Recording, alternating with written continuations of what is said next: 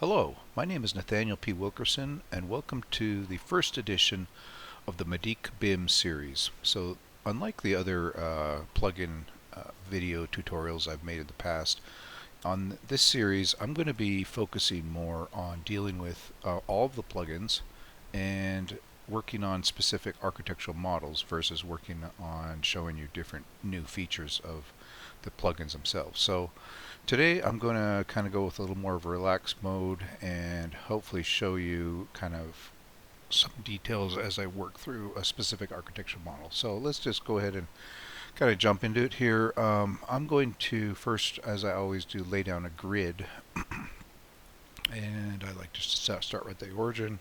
I like this little grid tool that SketchUp has provided. It's really convenient and handy. And you'll see that I have it set up so it sets it out on 1 foot squares. Again, this is primarily for architectural work in the United States. Um, that's my main focus, but of course you can do this in metric as well. And one thing to note is that with all the plugins, if you are in a metric template, then they will automatically switch to metric units. So just for those people that are in Europe, Australia, and other locations that use the metric system. But for the purposes of this tutorial, I will go ahead and use imperial units. So let's get going, and I'm going to, first of all, what I'm going to do today is I'm going to try to draw a little garage. Basically a 24 by maybe 32 garage. So I'm just going to put down a little footprint here. Actually, I'm going to use the line tool. And I can start at the origin. I don't have to start at the origin. So I'm going to start off a little bit just like that. So let's say it's going to be 24 feet wide at the front, and then let's say 32 long. And I apologize if I'm going to go a little slower today with a little slower pace. So it's just I'm not I'm just kind of wanting to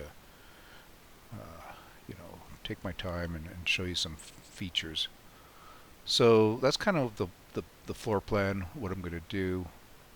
I'm thinking also I'm going to have a couple 9-foot garage doors maybe in the front. Kind of like that. See if that works out. Kind of 2 foot on each side with a 2-foot separation. Excuse me.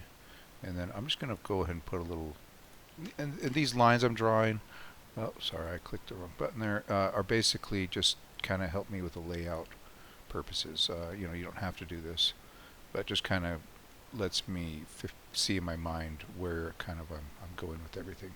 And I will actually delete this perimeter once I go ahead and draw the foundation. So we could do a slab foundation, or a slab on grade, sorry. And I would use this icon for that, but I'm going to do a stem wall with a slab inside of that. So let's go ahead and start with the foundation plugin. Now you have basically this legacy stem wall foundation tool right here, right, which will do a rectangular stem wall. But it's very limited in what you can do. So I don't actually recommend you using that anymore. I still have it on the main plugin toolbar, but this icon right down here is the polyline stem wall tool, and that's the one that I would recommend that you use. So I'm going to actually turn on my Ruby console here just in my background. I always like to do that. I guess from a developer standpoint, I'm always looking to see if there's any things that pop up, but yeah, that's not really necessary for the average user. So go ahead and click this. Let's just kind of leave everything at default. 6-foot stem wall width is pretty standard. Let's just go with a 24-inch stem wall height. Just trying to think if there's anything else I want to change. No, let's just go ahead and leave those as defaults. Doesn't really matter which corner I start at. So I'm going to just go ahead and go there. Now once I get to the end, I hit the enter key, and there's my stem wall. Okay, so I can go ahead and delete this. I don't need that anymore.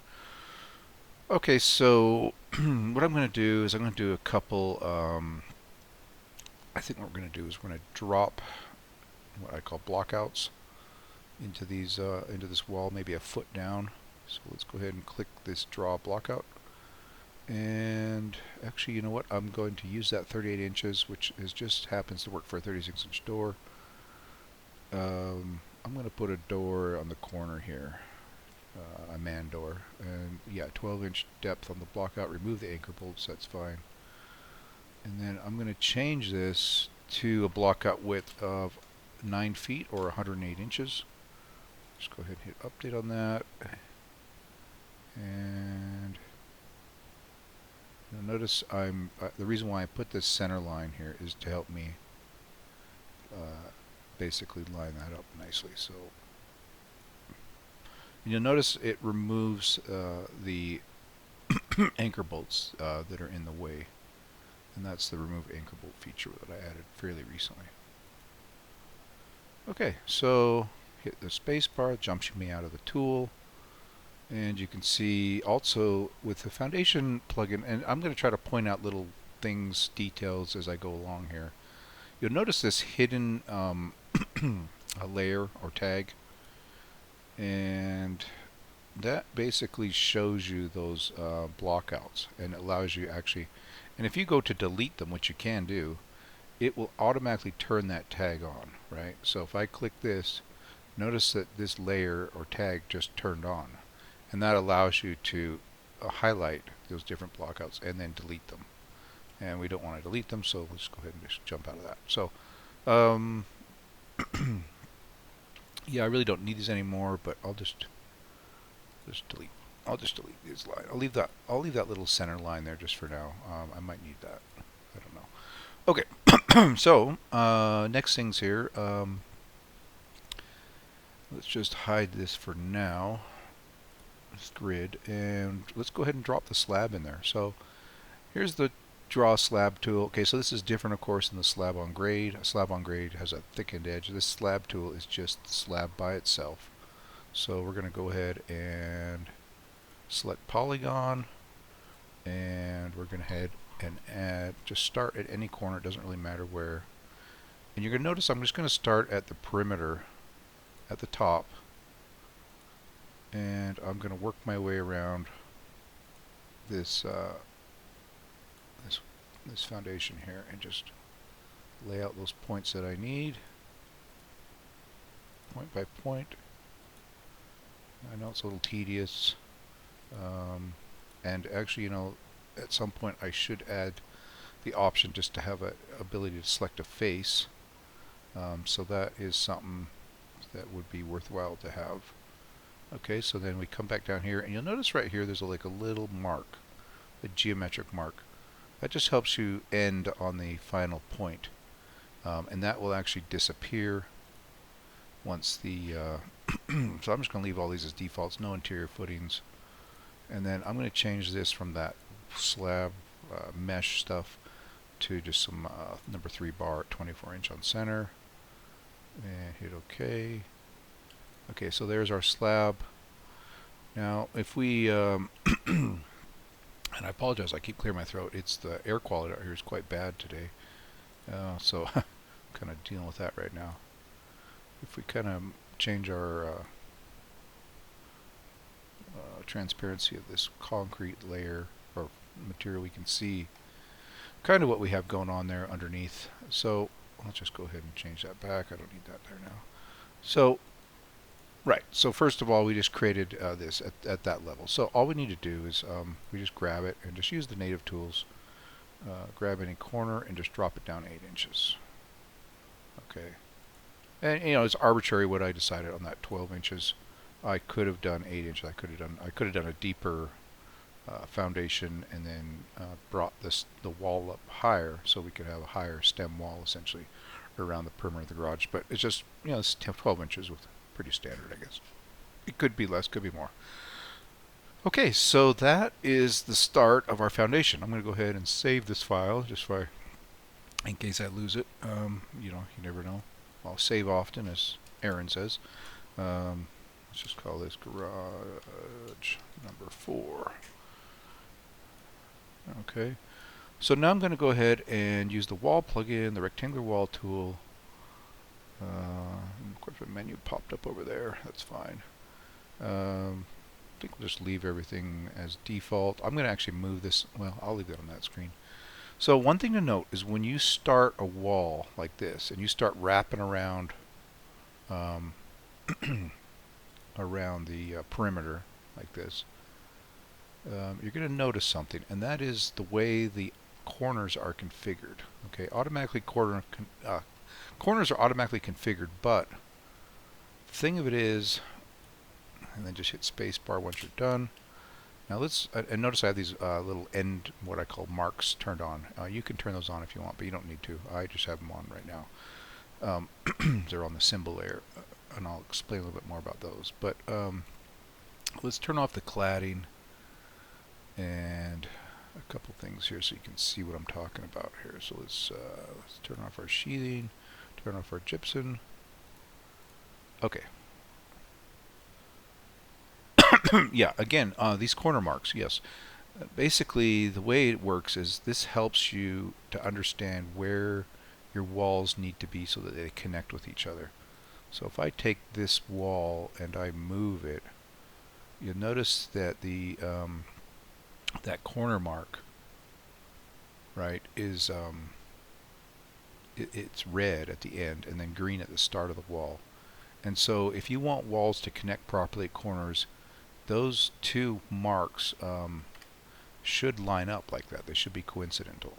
And if they are, then the plugin can properly configure those corners. So here's the issue, right? Basically, you've got what's called an inset corner and a regular corner. So an inset outside corner and an outside corner. This one's an outside corner. This one's an inset corner. If you open up the edit wall assembly and you look at the end condition of this wall on the end, notice that it says inset outside corner. Okay, so in this particular case, because of the way this, I'm going to have a portal frame on this end, I actually want this configured differently. I want this to be an outside corner on this wall and an outside corner on the end of this wall, you know, on the end of both sides of the wall.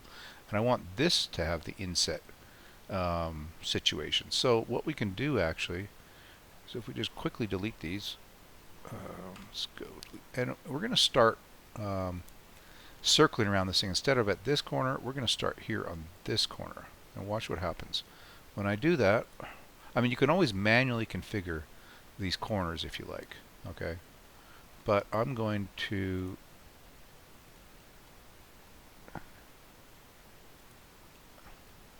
okay, now you notice that you have the situation we want, which is the outside corner condition on this particular wall panel.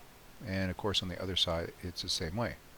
Again, you can manually go in there and you can change this to an inset or change that to an inset and swap this to an outside without the inset, but I just find it's easier to let the plugin do the magic for you. And if you don't like how the corners are being configured, just move over one corner, adjacent corner, and then start circling around your foundation. So either way, you can get whichever one you need.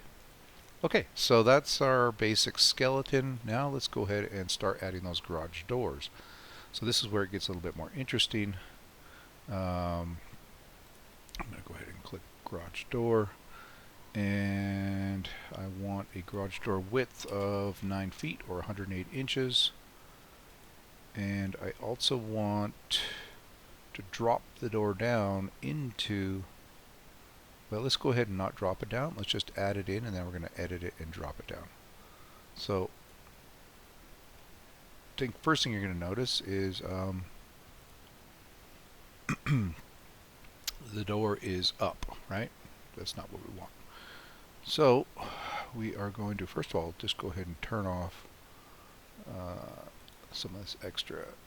Well, we actually probably want to leave that on so we can see it. Let's turn off the trim though. There's a lot going on here.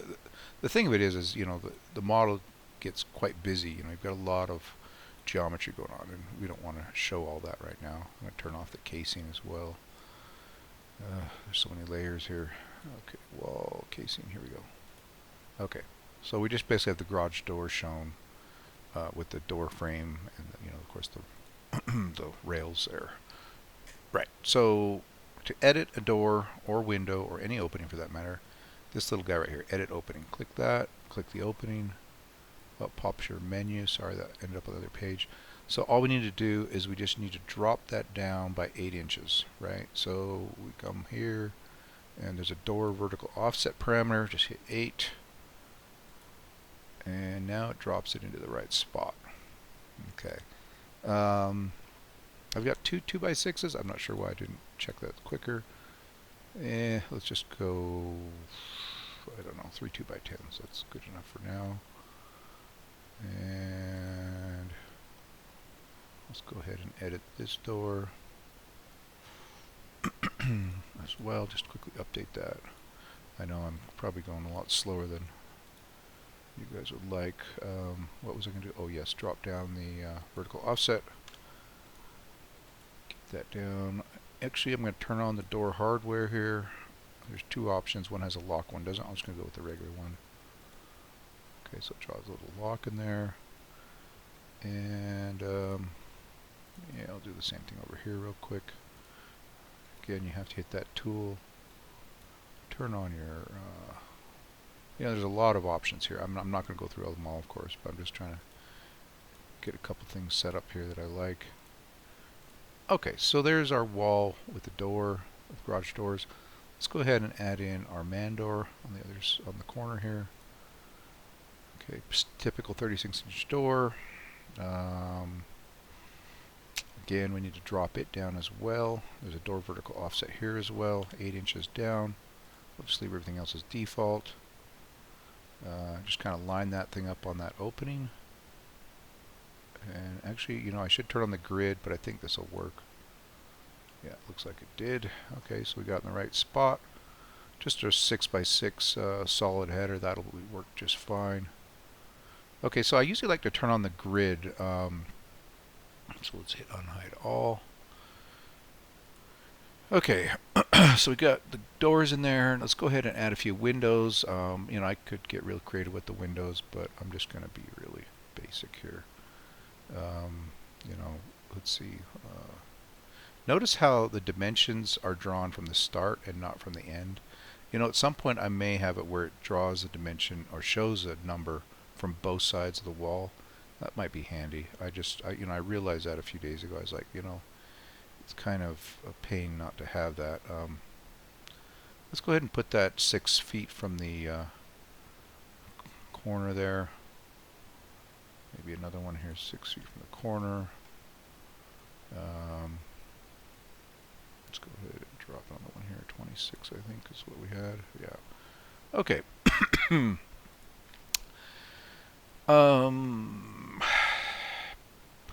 Pretty simple. Okay, so let's go ahead and use the copy tool just to show you how that actually works. So I want to turn the blocking on and the insulation on for all 4 walls. So I could, obviously edit each wall and change each one separately. And in fact, that's what I'm going to do right now. I am going to go here. I'm going to turn on blocking. Just leave it as the defaults. And I'm going to turn on wall cavity insulation. Yes, I'll leave it as pink fiberglass. Hit update. Okay, so now we've got blocking and we've got insulation in this wall. So I could do that for every wall, but that takes time. So I'm going to use this copy wall tool. And I'm going to select the wall that I want to copy. As soon as I do that, it pops up this menu. And then I just need to check the parameters that I want to change. So I want to, or that I want to take effect on the walls that I select next. So yes, I want to turn on the wall insulation, and I want to turn on the check the blocking to change that. So I hit update on that, and then I just select this wall like this.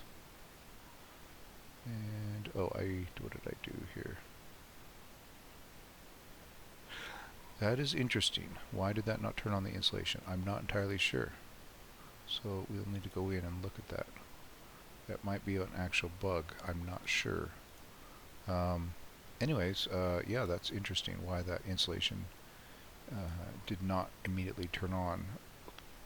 Checking this, I notice that's turned off. Okay, so I'll have to look into that one. And this is why, it's good to test every possible thing, but that's part of the problem with debugging is I never am able to test every possible permutation that I can get this plugin into. And so some of these things don't actually jump out at me until either I run into myself, or and more likely some user is doing something and then they're like, hey, why doesn't this work? So yeah, I always appreciate the feedback. Let's go ahead and turn on that insulation here as well. I'll have to look at that. Okay. Nonetheless, we have our wall, we have our insulation. So basically we've got a basic layout here. Now I've got a problem with this front wall. I don't, that's conventionally framed, but typically on something like that, um, there's not enough shear resistance, right? So you're going to portal frame that. And so that's what we're going to do here. And portal framing gets a little bit messy because there's a lot going on. So I'm going to try to turn that on and adjust it. And there are a few little, things you got to be aware of. So go ahead and click this door. Let's edit it. Notice here you have this ability to turn the portal frame on. Okay, so we're going to turn that on, and we're going to leave this open. First of all, let's turn that to 24 and turn that 24. Now these might not be quite right, and we're going to turn on the hold down. So we're going to turn on an STD HD14, and we're going to put that on the sheathing. Okay, and now you see we have a portal frame. So don't worry too much what's going on here. We're going to have to configure that. I don't like this right up against the edge. So what I'm going to do to change that is I'm going to push this portal frame width in on the left side, 22.5, and that will kick that hold down in from the corner 1.5 inches, which I think is the proper way to do that. This hold down is not, it should probably also be kicked in too. So if I may have to, and I haven't really addressed this yet, if I were to do that, I would change the trimmer number to 3, and then I would probably frame this in, or actually set this in. But as you can see right now, it currently shows it like that. So I need to probably look at that, and a little feedback from some people on that and what they do in the field. I'll need to get into that some more. So I will definitely be looking at that. All right, this side now. Okay, so it's getting a little complicated because we actually have another portal frame we're going to want to do here, but we're only going to do a one-sided portal frame, so it ties into this portal frame. So we got to adjust this a little bit, right? Okay, and I know I'm getting a little long-winded here, but so what do we do? Well, let's bump this. Let's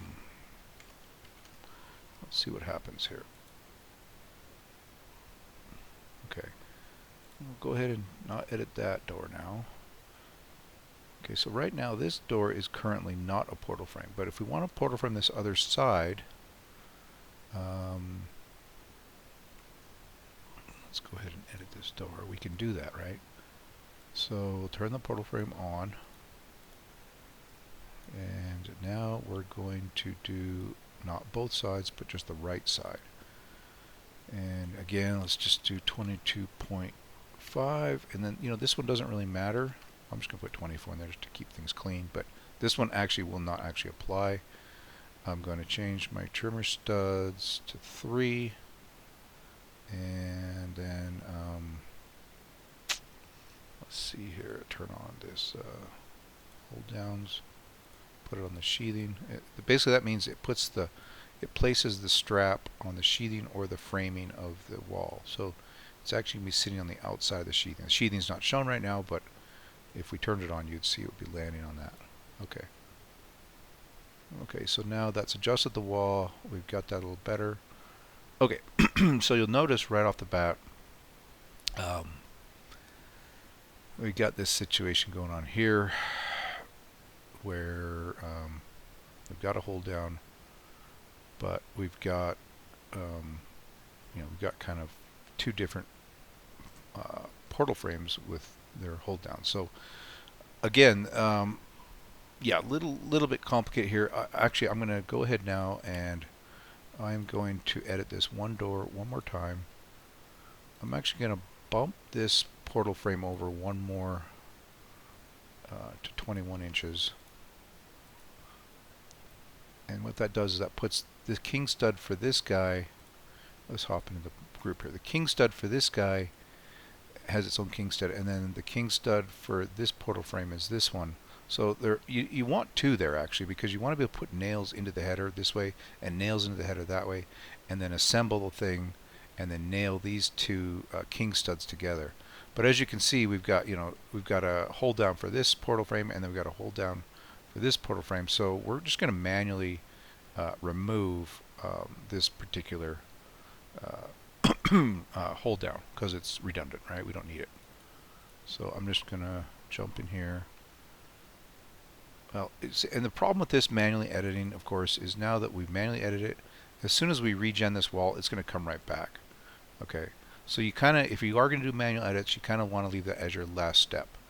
So that is, I will do that. But what I'm going to do actually before I even do that, make final manual edit, is I'm going to edit this wall one last time, and I just realized that our bottom plate should be pressure treated lumber. Okay, so I'm going to hit update on that. Alrighty. Okay, so now you notice that that bottom plate, the seal plate, is pressure treated lumber. Now, as the final step, I'm just going to draw. I mean, I'm nitpicking here a little bit, but I don't want to show this extra hold down in my model, so I'm just going to remove the little symbol, remove that, and yeah. So what I actually need to do, so we're identifying a few issues here as we go along. I want to have the ability eventually to number one, I want to be able to offset these maybe, these internal ones, and I also probably want to be able to, delete certain ones that I don't want, where you have a situation where you've got two adjacent portal frames, and now you no longer need one of these because it's redundant. So, but anyways, yeah, one manual edit required, but we basically have an entire portal frame wall drawn here with two garage doors. I'm pretty pleased with that. So insulation, I just fixed this yesterday. We've got the insulation figured out for the portal frames, and you'll notice if you click into these groups, going up here now, each one of them has a solid group, right? And so what happens is when I use the estimator, it takes, with the insulation, for instance, it takes and looks at the volume of all the insulation, and then divides it by the thickness, which then gives the the actual area of the insulation that's required for each wall. So I will show you guys that as well. All right, I could get into a lot more detail. I was actually thinking about doing an interior room. Maybe we should try that. Let's go ahead and just out of curiosity here, I'm kind of getting long-winded here on this video, but I'm going to go ahead and do an interior wall, and I'm going to go 2x4. Update on that. Let's see. Do we need the insulations turned off? Okay, great. Okay, so let's go ahead and just. It's a little tricky sometimes to get things right. You want the framing touching, your wall touching that framing. So we'll just put it right there so we can show that T intersection. And just, maybe this is a bathroom, a storage room. Who knows what it is? Doesn't really matter. And then I'm going to go ahead and drop it right there. Okay, so okay, now this is all fine and dandy. You can see we've got the T intersections drawn. So we need to be 8 inches taller, right? Let's go ahead and edit that wall because it needs to drop down onto the concrete. So we got 97. Let me get my calculator out here. 97.125 plus 8. So 105.125. 5.125. Enter. I'm going to do the same thing with this wall right here. Change that to 105. Okay, and then I'm going to just drop this wall down and this wall down 8 inches. And there we go. Alright, and then I'm going to put a door in it. Maybe a couple 2x4s. Not a window. I got the wrong one here. Sorry. Where's my header? There it is right there. Okay, just a couple, two 2x4s, it's not bearing. And notice that I don't have to do the vertical offset because I've changed the wall. I've gone ahead and changed that wall height, and so it's doing it relative to the wall height, not to the total model, right? Okay, so there's our door. Now my question is, of course, is if I update this, what will happen with the T intersection? That is a good question. I'm not sure. And actually it works. Okay. It's been a while since I've played with that. Okay, so even though this is inset like that, okay, so one thing to note, we've got a situation here where you've got this wall framing that's kind of, clashing with the concrete. Yeah, I'm not entirely sure how one handles that really, other than you notch out the 2x4 and the plate a little bit, so that probably is what happens there. But if you do have a large notch, you can use the subtract feature to notch out pieces of the wall if you need to do that. So anyways, let's go ahead and let's see, I think we want this to be pressure treated, don't we? So in fact all the walls should be pressure treated. Let's see if we can get that copy wall tool to do that. So the only thing I'm going to change is the pressure treated bottom plate, and I want that to be yes. Let's see here. Let's see now. This will be the real test. Shouldn't change anything except the pressure treated bottom plate property, right? And that seems to be the way it's working. So it looks like that's working great. That's what we want. All right. So we've got our framed walls. So notice how this is notching out the insulation on that particular case, but yet this one is not. I wonder about that too. I'll have to look at that. T intersections are a little interesting. I'm still kind of working on those with some of the things like insulation and blocking, because it gets a little more complicated, and it actually kind of is a new feature. Alright, so we've got the walls, we've got that. Now let's go ahead and add a roof, and we'll get things wrapped up here. Right, so I'm going to go ahead and just do a truss roof. Common truss. Start here on the framing.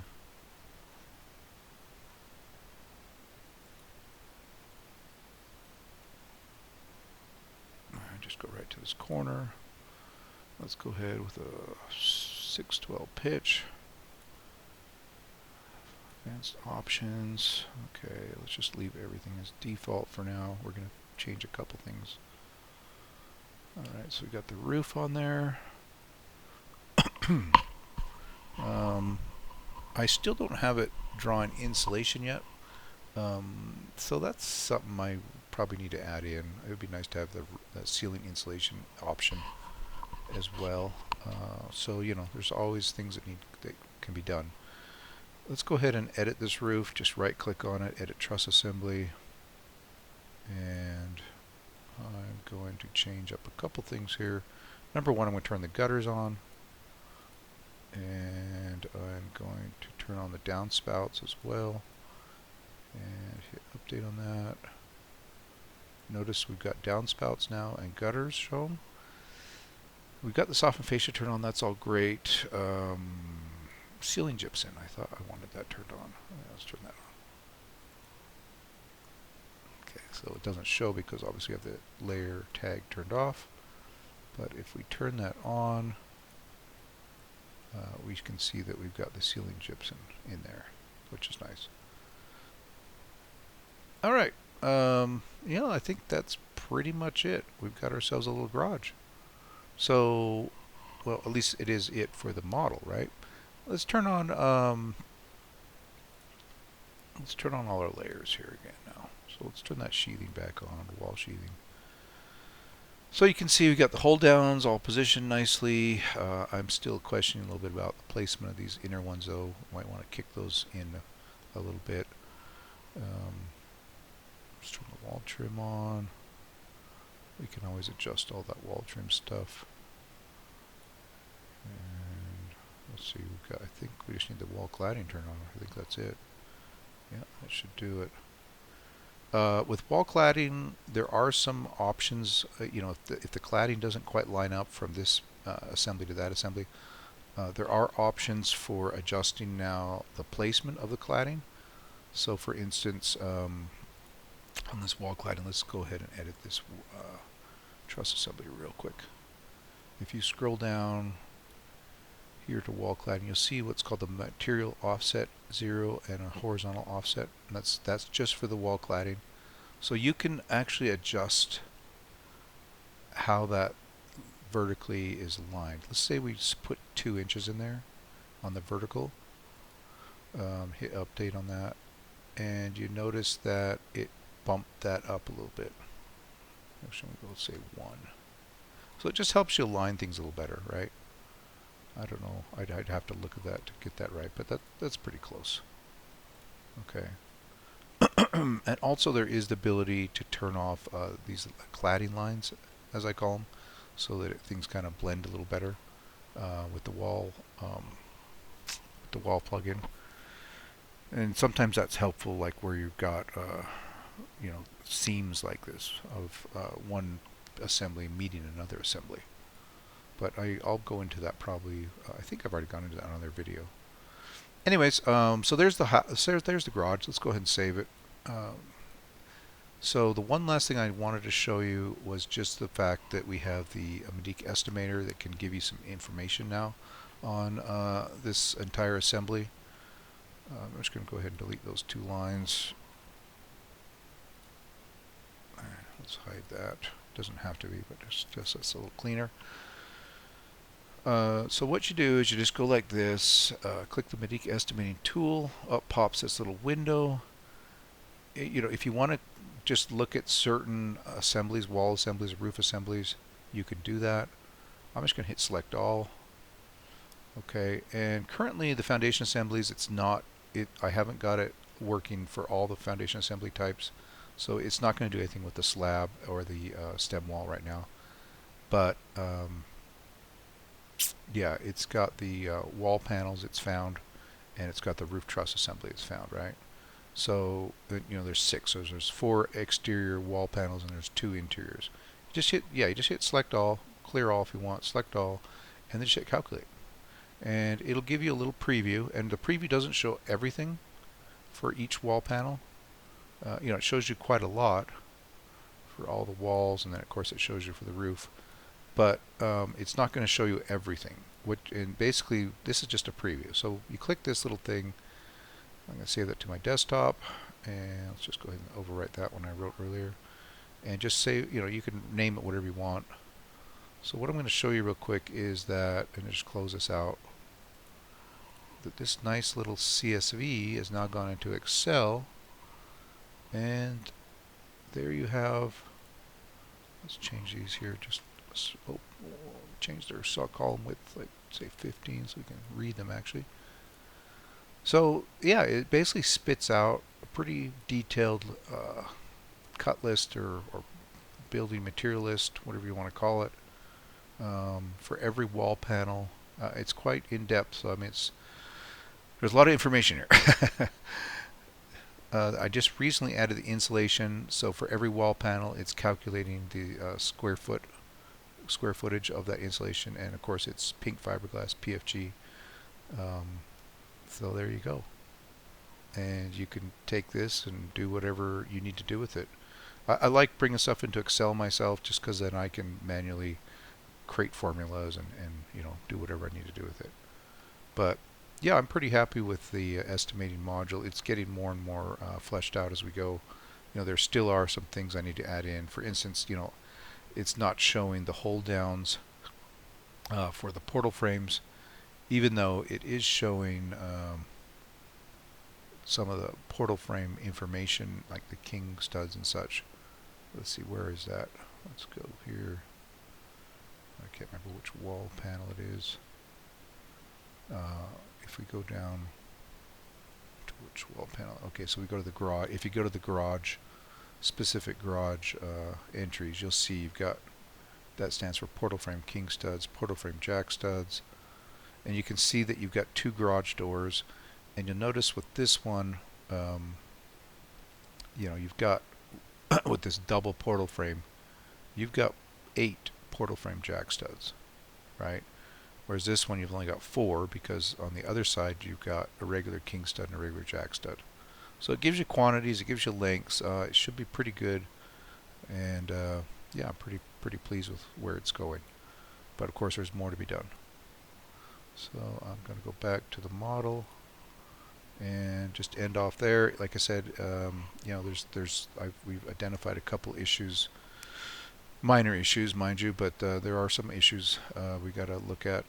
So I've made some notes on that. But if there's any questions or concerns, or even feedback suggesting new features or improved ways to make the features better, let me know. I always like entertaining any ideas and seeing what I can do to improve upon things. So again, thank you for your support, and we will be making another video again, probably doing another structure soon. All right, thank you, bye.